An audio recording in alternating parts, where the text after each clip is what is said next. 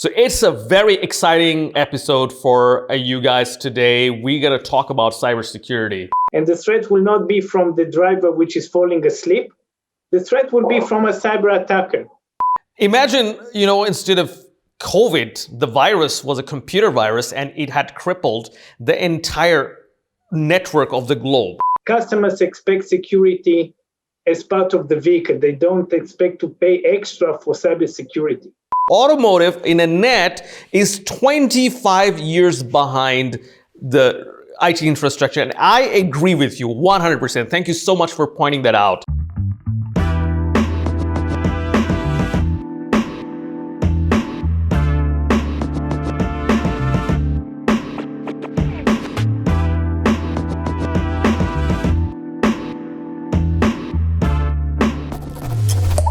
Welcome back to another episode of Matrix Tech Talk. Today, we have got all the way from Tel Aviv, Gilad Bundel from Arilu Automotive Security company from Tel Aviv.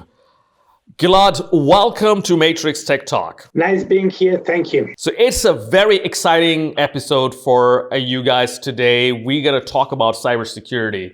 And we're going to talk about cybersecurity all the way from connected vehicles to all the way we're going to go to the approaches, how the changes, how automations are going to influence cybersecurity. So stay with us till the end of the episode. You're going to get a lot of values. I promise you that. So without further ado, let me tell you a little bit about our guest. Why am I so excited today? So Gilad have got a glorious cybersecurity career. I mean, he's been working in cybersecurity and networking industry for 30 years, and he is the vice president of product and marketing of Arilu Automotive Cybersecurity from Tel Aviv.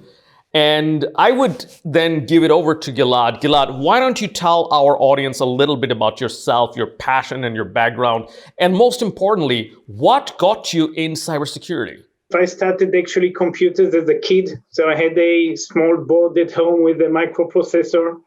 And we lived in a town near the Weizmann Institute of Science where I had access to a mainframe, which is an IBM 360, 370 series, an old machine, but that was the best at the time. So this is the place where I got my passion for computers. So the fact that I had access to the computer as a kid gave me the opportunity to enter this exciting field. So what time are you talking about, Gilad? What is the time? How did the world look like, the world of computing? Was it still mainframe time? The world that I started with the IBM computer is back in 1976, 77. We had punch cards and reel-to-reel tapes and TTYs, and my terminal was doing 300 bit per second, and then we got upgraded to 1200 bit per second. The whole mainframe, which served the Institute of Science, had 3 megabyte, not gigabyte, megabyte of RAM, and the clock was 1.65 megahertz. So my watch here, not doing any promotion, has already more horsepower than that mainframe.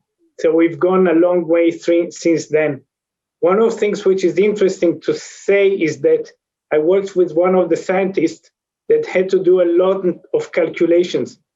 And the CPU was divided between all the people in the Weizmann Institute of Science. And this wasn't a very good arrangement for me because I needed lots of power. So I broke into the mainframe and was able to arrange for my scientists to get a large chunk of the CPU power. So getting into cybersecurity back about 40 years ago, breaking into mainframe operating system, was the start. Love it. Let's talk a little bit about it. I mean, I definitely want to get into what the audience are eager to hear is automotive cybersecurity. But what was your mechanism, if you want to talk in a very brief way? Because the reason I'm asking is we see this attack model come back, the same mechanism of attacking, breaking in is coming back in a different context. So what was your mechanism? And then let's jump into how did it change? It's a very interesting question because I wrote an article, you can find it on our website, and it was published, in which I compare between the IT security, OT, ICS, which is industrial control systems, SCADA systems, and automotive cybersecurity. And I give there some of the history and background of how things evolved in the IT industry compared to the industrial control system industry and the automotive industry in terms of cybersecurity. Can you please send us that link? We will definitely put it in the podcast description section for our audience. I will share it with you, no problem. Fantastic. Going directly into the way that I compromise that mainframe, there is the user space and the kernel space. Mm-hmm. Now, in the kernel space, there are many processes. This is a multi-process operating system. And it has a quantum of time that allows each process to work. So this way, we share, the operating system is sharing the resources. Now, that means that my professor and the other 100 professors in the Weizmann Institute of Science had to share that computer. Now, doing combinatorics and long statistics takes long time. So what I did is set a timer for 10 p.m. in which I broke into the quantum time of the process. So instead of being 100 milliseconds, I changed it into 5 minutes. So every time that my job entered into execution, instead of being there 100 milliseconds, it stayed there for 5 minutes. So by the end of the night, I would have my job being done. Just keep in mind that we're thinking about batch processing, not interactive. So we would send jobs for execution in batch and receive the output in files or in printed files.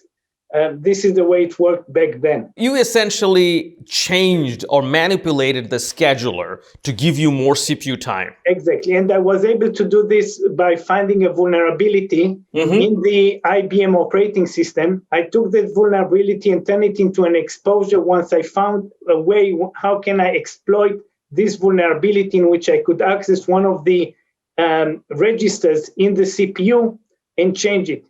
Although it was kernel space, while I was in user mode, I still had the access to this register in kernel space. So this was a bug in the operating system, which enabled me to achieve this marvelous scientific breakthrough in computer science. So this is the way that I did it. Gilad, how old were you back then? I was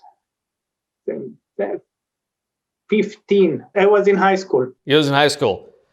Congratulations to that, and I'm really getting goosebumps that a 15 years old kid, finds a vulnerability to access the register of a mainframe and changes the scheduler to get more computation time. That is amazing. Now, if we fast forward 2021, and get into automotive. The mechanism, is the same. You scan for a vulnerability, you look for a vulnerability, you find a backdoor, and then you probably try and flash over the air with some backdoor, and then you execute what you want to execute. You can also do what you have done to the mainframe. If you change the scheduler and change the period to 10 milliseconds to, 5 minutes, we all know what's going to happen to a vehicle, right? Now, tell us your idea that how has this developed? We have connected vehicle, we have automated driving, we have V2X communication. All these, how does all these things relate, and what kind of a new problem does it bring in, or is it still the old school coming in different context? One thing which is important to state is that back then, all the things that I did and you gave them names, those names did not exist. I did not know that I found a vulnerability. There wasn't the term vulnerability. I did not know that I found that I developed an exposure. So the word vulnerability did not exist. It was not a jargon of the... Or even if it existed, we didn't know about it. We did more stuff. For example, we planted a Trojan horse. that we call today a Trojan horse, we didn't know that we do it. Let me think about it. So which year was it again? 1979, 1978, 1980. Did the term virus existed? I'll have to check. Did Fred Cohen coin the term virus in his dissertation? So I'm thinking, when did he publish that paper?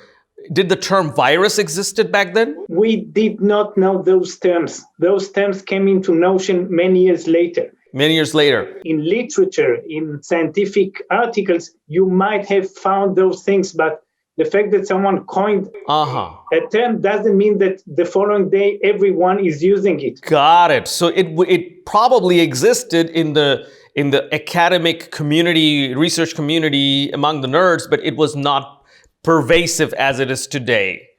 Got it. So let's move a bit fast forward. The concepts, the ideas prevail and stay, but much more complex. So if we look at let's look at the similarities. Back in the 80s of the previous century, someone understood that some security needs to be provided into the computer. So you had credentials, you had username, password, you had kernel and system space, you had different execution modes, you had privileges, but it was very, very basic. So if we look at the automotive industry a few years back, or in sometimes even today, people understand in automotive industry that cyber is an issue. But the place where this industry is today is far behind. So if we compare it to IT or even to the OCS SCADA, ICS SCADA, it is far behind. When you sell cybersecurity into IT, it's a commodity. Everybody understands the term ransomware and identity theft and tampering with information and credit card theft, and it's clear. So it's a commodity. If we go, for example, to the industrial control system is about 20 years behind the IT, but about 5 years ahead of the automotive. So in the industrial control system, people understand that they need to take measures like network segregation, like in firewalls, intrusion detection, intrusion prevention system, in-depth defense, in-depth security, secure by design. So those terms are already there. The main difference between the industrial control system and the automotive system is that the industrial control system, you have a system for many, many years, and it grows and evolves. While vehicles, every new year, you have new vehicles. So Gilad, let me get this clear. You're saying industrial control system is 20 years behind with respect to traditional IT infrastructure, and automotive is even 5 years behind industrial control system. So automotive in a net is 25 years behind the IT infrastructure. And I agree with you 100%. Thank you so much for pointing that out. Can you tell us the reason of automotive being so much behind? There wasn't yet a case in which a yellow bus packed with kids was driven off a bridge into the icy waters beneath, killing everyone on board due to a cybersecurity event. So most of the cybersecurity events in the automotive were white hat, very, very few black hat. Nobody knows of any real event that ended in people dead or injured or probably damaged. So the threat is not very, very visible. It's theoretic. It is true. Yeah. Let me just emphasize another thing. IT is very common and it's very visible. And if I want to launch a ransom attack on a firm, I don't need to wait for the quarter to end to see their figures. I launch it the moment I can. This is the IT. All the OT, operation technologies, like critical infrastructure, water, energy, oil, building management, hospital, things like this, and vehicles, transportation, All of them are critical infrastructure. Therefore, when you would launch an attack, it would most likely be for strategic reasons. For example, a clash between two states. So there might be many dormant malware in vehicles or in electrical systems, which are waiting for the day in which there is a clash between two states.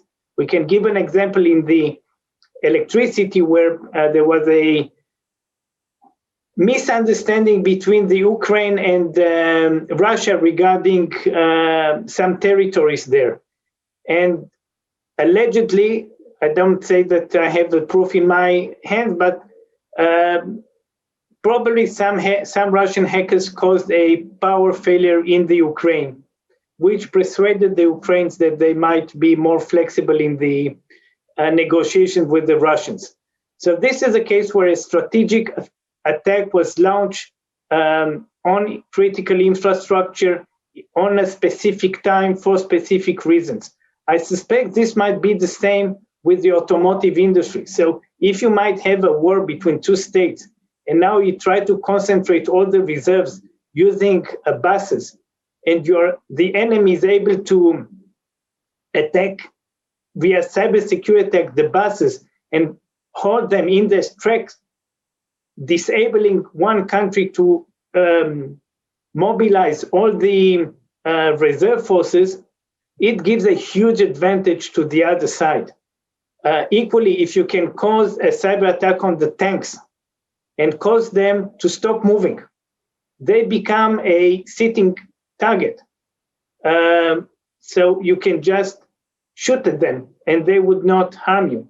So I suspect that there are many cybersecurity dormant malwares installed in vehicles waiting for command in the designated event or designated date. Wait a second then. You're saying, let me just get this straight for the audience. I totally agree with you that it's just not feasible. When we look at Hollywood, if you take Fast and Furious 8, for example, they have this clip where they take control of 1,000 zombie cars, then they make the cars rain from a garage. This is Hollywood, but theoretically, it is possible today. We know it. We know it from the white hack scenarios. Charlie Miller is one of the famous one. It is possible today. And what you're saying is, if I understood you right, that you're suspecting there are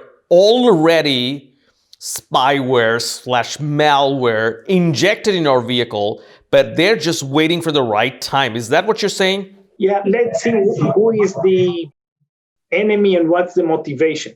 The motivation can be ransom, money. So you may want to plant a time bomb in a cyber time bomb, not a physical time bomb, in a vehicle or in a fleet.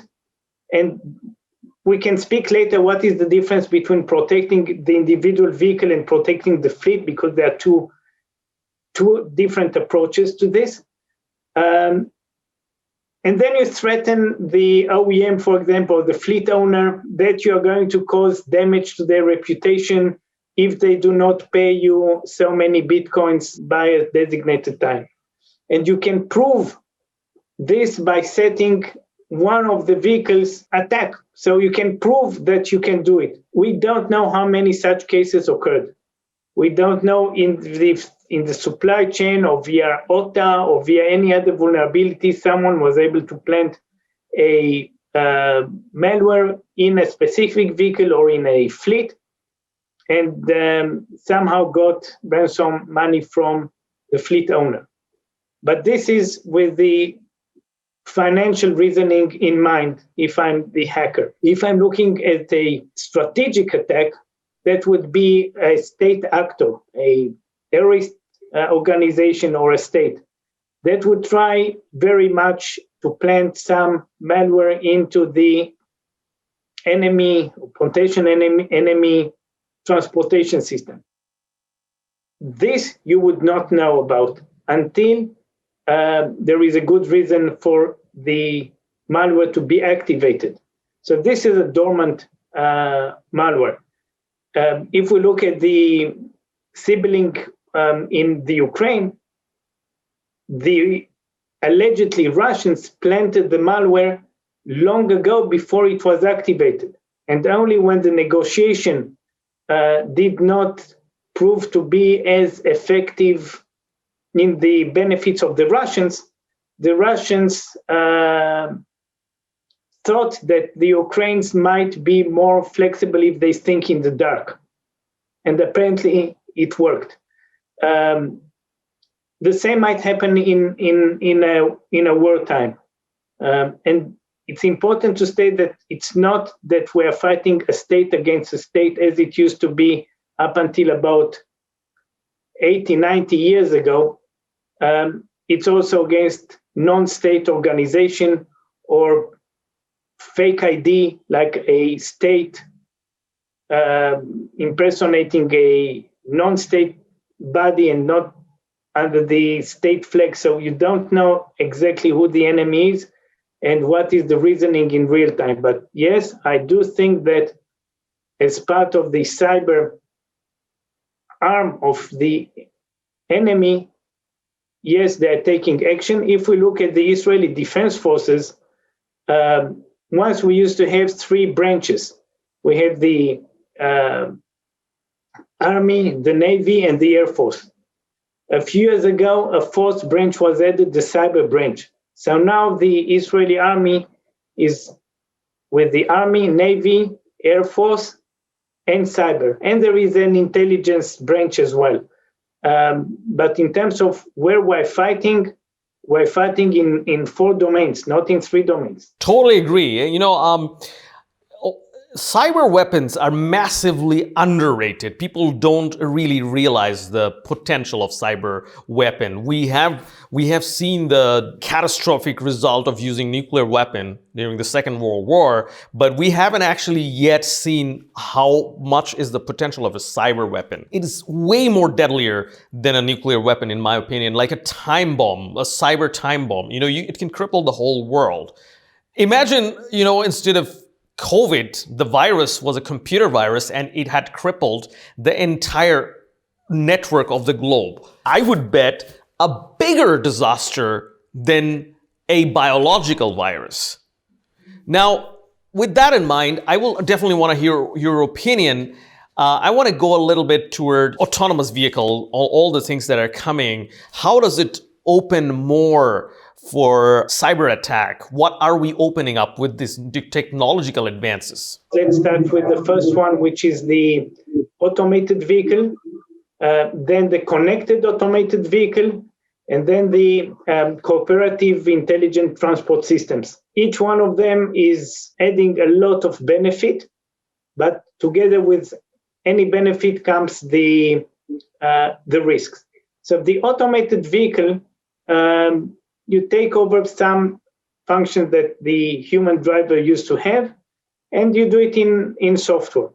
And in many cases, as proven in the past, it comes out to be better than the human being, because the human being has a lot of limitations, and the software doesn't fall asleep if it drinks some alcohol. Eventually, automated driven will take over from the human, and it will be a graduate state about in 20, 25 years. It takes more and more. I don't remember when it was my last time that I used a shift stick. So changing gears, we understand that it's an automated process and everyone understands it. Driving down the road is a bit more complex for people to comprehend, but it will happen. Now, that means that the responsibility of the human being is reduced. We go from layer 3 to layer 4 to layer 5, in which it should be automated in all driving conditions, all weather, and so on.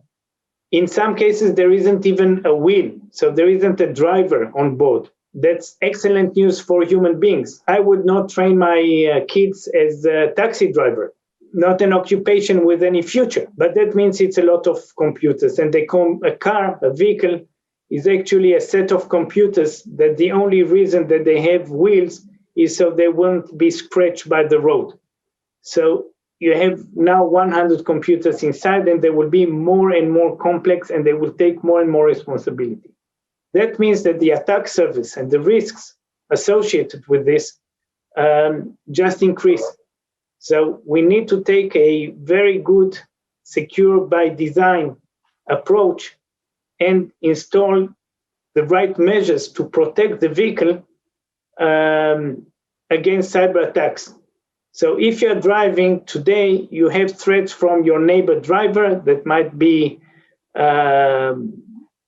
not very concentrated on the driving, might be distracted, might be tired, might not see the right things and cause an accident.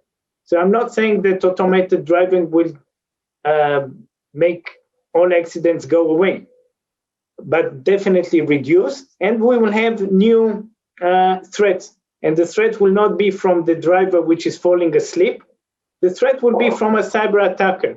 So we need to cope with those threats. So we need to have very good intrusion detection and intrusion prevention systems which will analyze the behavior of the vehicle, if it is a connected vehicle, of its environment as well, and understand what makes sense and what does not make sense, and where we see some misbehavior, some anomaly which indicate that this is not what's meant to happen. And if it's something that was not meant to happen, we need, and we can speak this separate if we speak about prevention, if we speak about individual vehicle protection or fleet protection, but we need to take those measures. Some of them might be passive, some of them might be active, by dropping the messages or restarting the ECU that seems to have a trouble, or disabling all the system in the vehicle which are not essential, and turn on a light for the driver and say, go to the first service center because there is a major malfunction in your vehicle, which might be caused by a cyber attack. I mean, you mentioned a lot of stimulating points, right? So we'll come to intrusion detection in a bit. When you want to hack a vehicle, take control over it, the first thing to do is to penetrate into the vehicle network. Yeah, so this is usually done. You have this interfaces with the external world. This could be your Wi-Fi, this could be your Bluetooth, this could be your GPS, what have you. So penetrating the vehicle does not necessarily mean that you can take control of it. You have to look for a vulnerability to get into the CAN bus. Today, it's the CAN bus. So we actually have a penetration testing training program, how to hack the CAN bus. But the whole world is moving toward Ethernet, right? So when it goes to Ethernet, how is it going to look to the hackers? Will there be more protection? Will it be easier? Because CAN was not designed having security in mind. There was no security when CAN was designed, right? Now, we're moving toward Ethernet.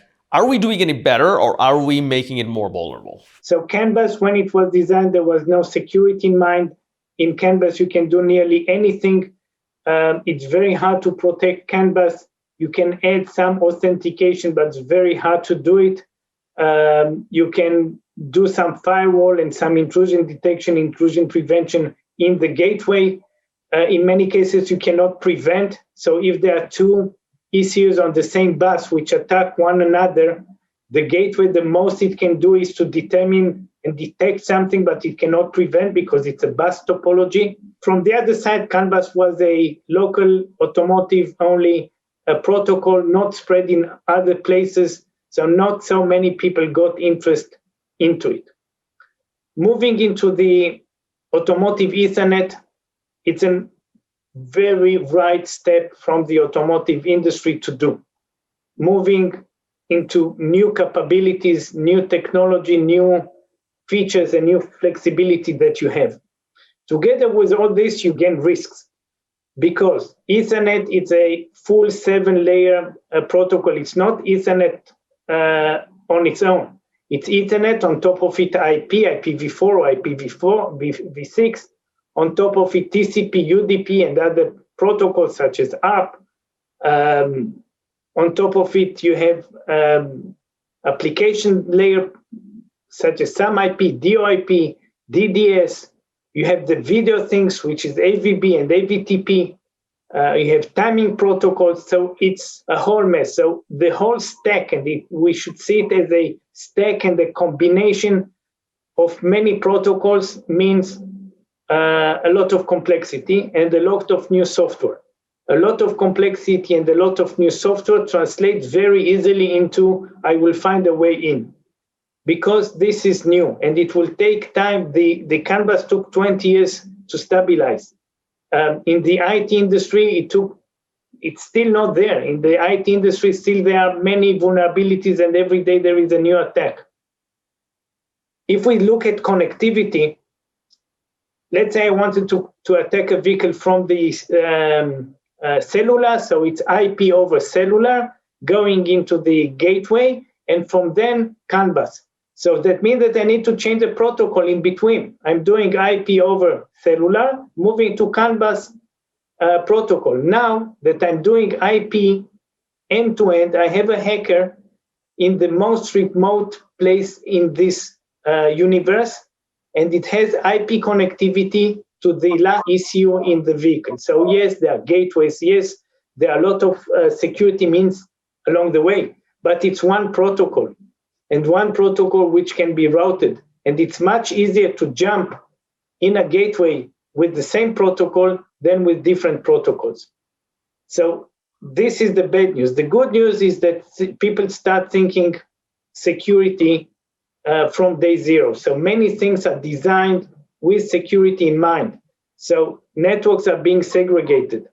VLANs, which is not a real security mean, it's more an administrative mean, but it's there. Quality of service, which I see as a security mean because it provides priority to important traffic, is there. We see in requirements of gateways from day zero an intrusion detection, intrusion prevention system, and a firewall in place. So from one perspective, many new features and potential. From the other perspective, many new risks and vulnerabilities which will be found. And from the third perspective, some better awareness. And not only awareness, awareness, I think that it's not the right word. The main reason why people take action is due to regulation.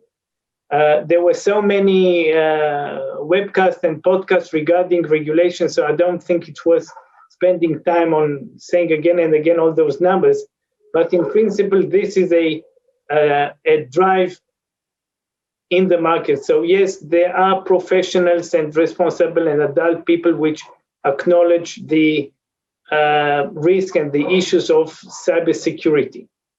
Yes, the CEO doesn't want to lose his job because something happens during his term. And yes, insurance companies want to limit and measure and reduce the risk of cybersecurity because at the end of the day, they need to pay. And if they want to pay, they need to pay. They are forcing the OEMs to take action and reduce the cybersecurity risk because insurance company will require from you to install a lock on your door at your home, so they will insure you.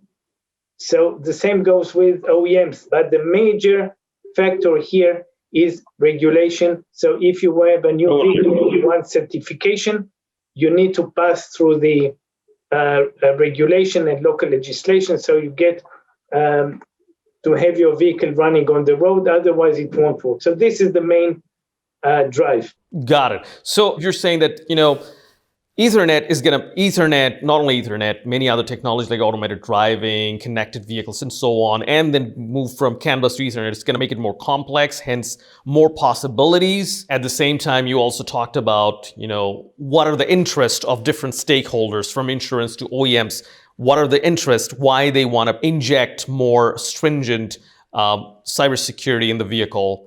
Let's take a moment here. So my question to the audience, whoever listening or viewing this episode, what do you think of the advantage of Ethernet? Please write in the comment section below. And what do you think is going to be the most vulnerable thing or disadvantage thing of Ethernet, please write in the comment section below. And if you are getting value from this episode, please smash the like button, subscribe to the channel, and also hit the bell button so that you get notified.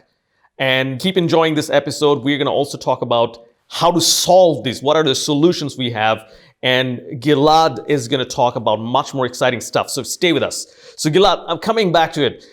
So what is the solution for this, in your opinion? And also tell us a little bit about the kind of approach Arilo is taking to tackle all these various issues that we talked about. There is no one cure for all the diseases. There is no one silver bullet that you can use and everything will work. Furthermore, there isn't only one approach which is a correct approach and the only approach which will prove to be correct. Furthermore, we don't have history that will show what worked and what did not work. So after all those waivers and I would say the following. The right thing is to take a secure by design approach and build a defense in-depth system in which even if any system can be breached, any defense line can be breached, given that you have enough resources and enough motivation, this will happen. So you need to take an approach that has a few layers of security. It starts from software development. So you need to follow the standards and best practices of software development. Once we used to speak about SDLC, software development lifecycle. Today we speak about SSDLC, which stands for Secured Software Development Lifecycle. So we need to take into account security from the software design. Once you have a software ready, you need to harden it. So you need to make sure that the operating system is hardened. You don't leave any backdoors, and you need to check yourself. So you check yourself with penetration testing. And you make sure that the software and the system is hardened and it's not penetrable as a unit.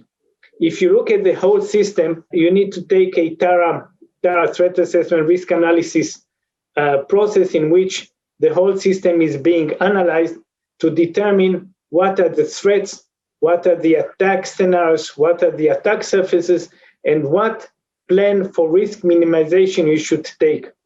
Now, evidently, you cannot do everything, and there is a limit to budget. So you need, as a professional, to take and weigh the right measures that will give you maximum security for minimum investment. As an approach, we see two approaches. One of them from some OEM that only want to pass the certification and don't really care about cybersecurity. Give me the minimum, so the regulator will do a check mark and I'll be okay to sell my vehicle.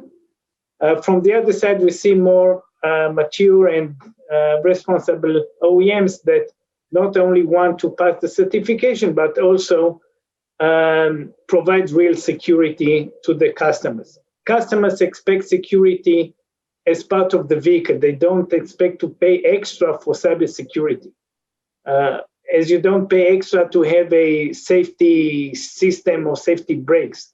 So security is part of the system. Keep in mind that the only reason that we do security is not for itself. So security is not a target. It's just a means to achieve safety, reliability, and privacy. So keep in mind that security is not a target. Security is a way in which you can provide your customers the expected safety of the vehicle, the expected reliability of the vehicle, and the expected privacy when they use the vehicle. So this is the way that you can explain yourself why you invest and what is the return on investment on cybersecurity.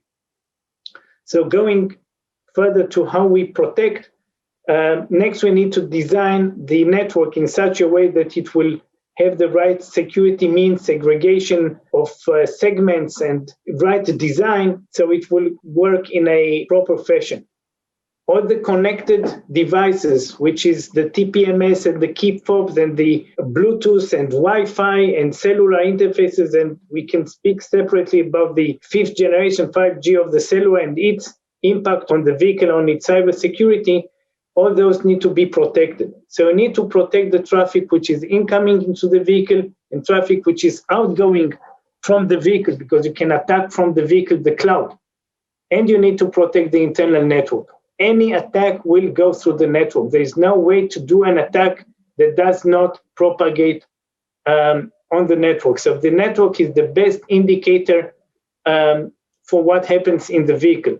Yes, you need the host IDS. Yes, you need the endpoint response and defense, the EDR, which is protecting the individual ECUs. But the main thing that you need is to protect in the gateway, because there you can see everything. All the traffic goes through the gateway. All the attacks go through the gateway. So you need to put in the gateway a good firewall which will prevent the basic things, and an intrusion detection and intrusion prevention if needed, but at least an intrusion detection system which will detect attacks. And those need to be conveyed and communicated to the Security Information System, SIEM, at the VSOC, which is the Vehicle Security Operating Center, for further analysis, forensics, and decision how to mitigate this new attack. Love it. So without really going really technical with that, is it fair to summarize that you need to protect the gateway, so you need to have firewall? This is one protection that is absolutely necessary. The second one is you have to be able to detect when you're under attack, so your intrusion detection system. And the third is intrusion prevention. You got to also actively prevent intrusion. All these things, if you put it in a framework like ISO 21434, like you mentioned, the standardized steps, and you do your TARA, we can not come up with a 100% secured vehicle, but we can come up with maximum security with minimal investment. Is that a fair way to put it? You don't need to have a 100% protection. There is no 100% protection. There is no such thing. I say that I don't need the best lock on my key, on my door. I need it just to be a bit better than my neighbors. So the thief will go to another place, not to me. So you need to have a bit better than any other. You don't need to run faster than the fastest lion. You need to run faster than the slowest zebra. This is a balance. Regarding intrusion prevention is a sensitive item, because if you look at the OEMs are very conservative, and they are interested in protecting the fleet. So the approach which is led by OEMs is detect and response. So nothing happens in the vehicle. You don't even notify the driver about any ongoing cyber attack, because he can do nothing about it. And you just inform the fleet management, the SOC in the center. The SOC performs some forensics, look at the information. It might be a false positive, and you just don't want to steer some panic for no reason, and then you react. So from the OEM perspective, it's important to protect the fleet, not the individual vehicle. In addition, OEMs are afraid that an intrusion prevention system might have its own bug, and it might drop by mistake a crucial message. So you might have the ADAS sending a message to the braking system to brake, but for some reason the IPS would think that this is an attack and will drop this message and then actually cause an accident. So there are some conservative approaches to this. This we saw also in the IT industry in the beginning and in the industrial control system today. So the false positive issue. The false positive is the issue. However, the regulator is interested in protecting the individual vehicle. So the demand is that you should prevent attacks in real time. So it should be in prevention of attacks, active, dropping, stopping. So this is a bit of a clash between the regulator and the OEMs, each one with their own reasoning. Just to be clear for the audience, what is again the clash? So the regulators, they want to protect the vehicle, and the OEMs, where's the clash again? So the clash is that the OEMs are interested in protecting the fleet. If you protect the fleet, you do not need to protect the individual vehicle. If I take it to the extreme, and I'm not saying this is exactly in those words, so don't quote me exactly, but in terms of the OEM, if one vehicle crashes because of a cyber attack, so be it. But we need to protect the entire fleet. So what is the motivation of the OEM? Why do they want to protect the fleet versus individual vehicle? Because of their interest. Those are different interests. The regulator is from the people, by the people, for the people, is the people. The regulator is motivated by protecting individuals, by protecting the human beings, and each human being counts. You could see this in the exchange of drafts in the UNEC WP29, which emerged to be UNR 155, in which you could see that the regulator is writing something and the OEMs come with another wording. And the wording that the regulator requested was detect and response, which does not mean active. They don't want false positives. They don't want to have exit. They think that the chance of an accident to happen due to a false positive is higher than the risk of a real cyber attack. So they consider that the damage that can be caused by cyber attack is smaller than damage by false positives, because false positive is something that you with your own hands installed in the vehicle, and human beings wrote it and it might have bugs. While a cyber attack is a risk, it's not something that you actively do. It's something which happens, and it's not interior to your vehicle. It's something which happens from the outside. So they consider that the chances that a cyber attack will occur and will cause damage, and that damage will be higher than those potential damages that can be caused by the intrusion prevention itself, are slimmer. So they prefer to take the risk. The regulator does not want to take the risk, because that means you take the risk on lives of people, and would like to have a very active and preventive approach in the vehicle. Currently, depending on the country, and it's still emerging, but it seems that the regulator had the upper hand, and active prevention is required in the vehicle.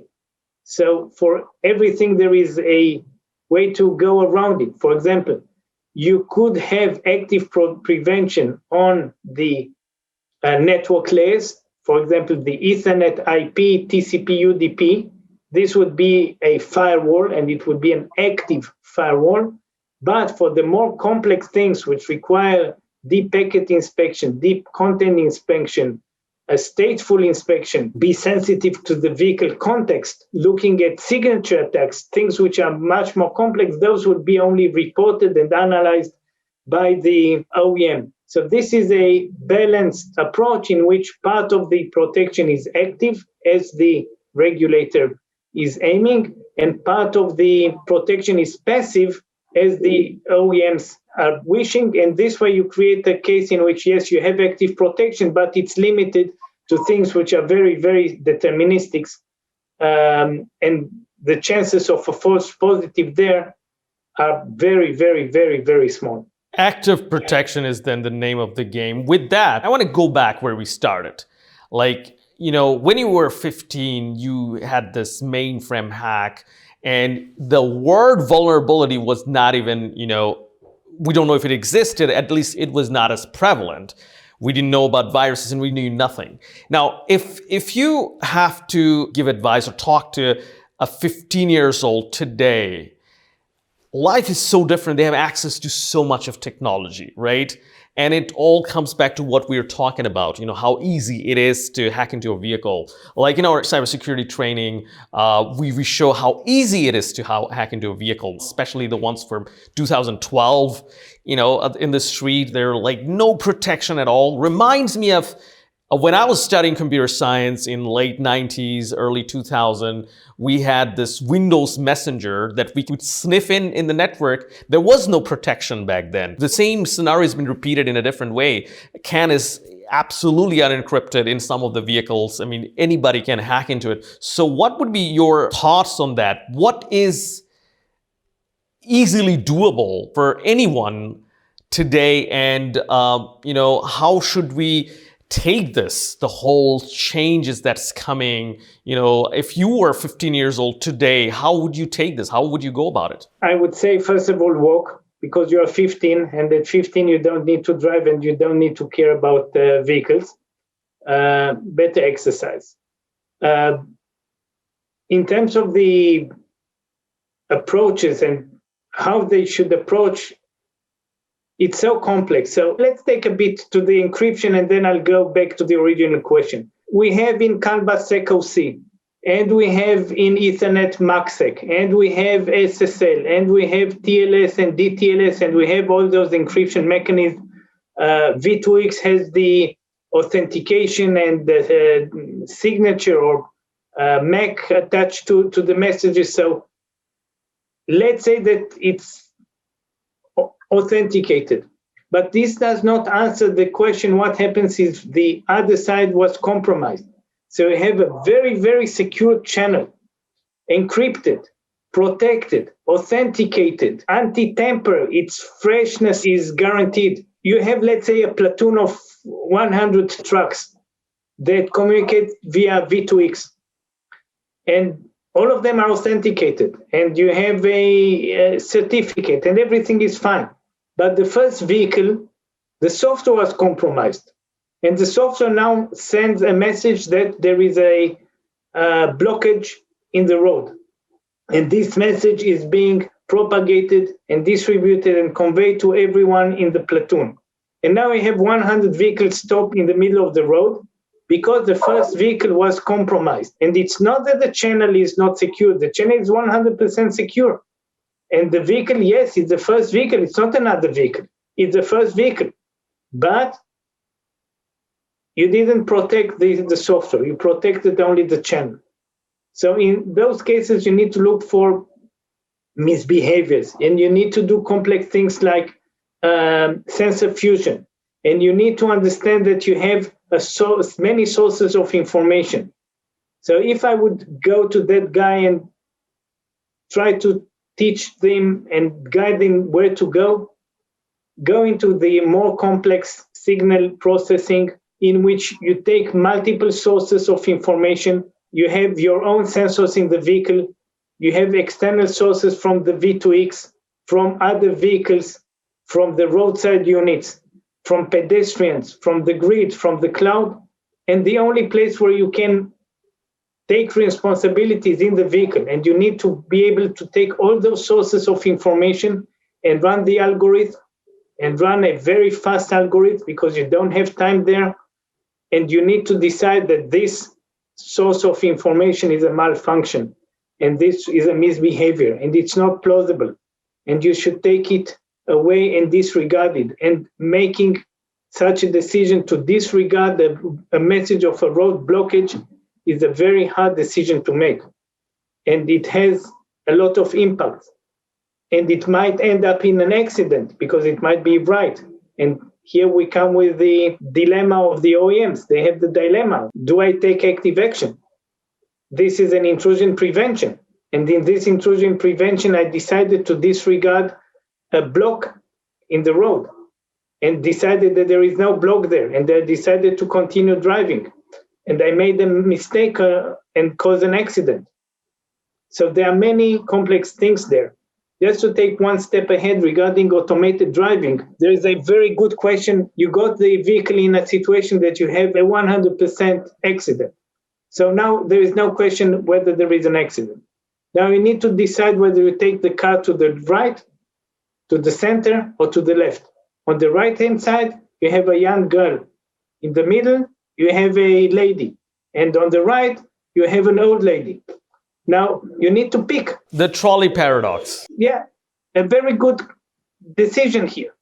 So the right answer, from my perspective, you take the road that is best protecting the passengers of the vehicle. This is how the algorithm should work, in my view. You protect the passengers, not the environment. I am fascinated by the fact that you have an answer. I haven't actually heard anyone being able to answer this question. I think the discussion is so exciting that we could go on and on and on, and I would love to have you one more time, maybe multiple times, as a guest in my show. So for the interest of time, we have to wrap things up.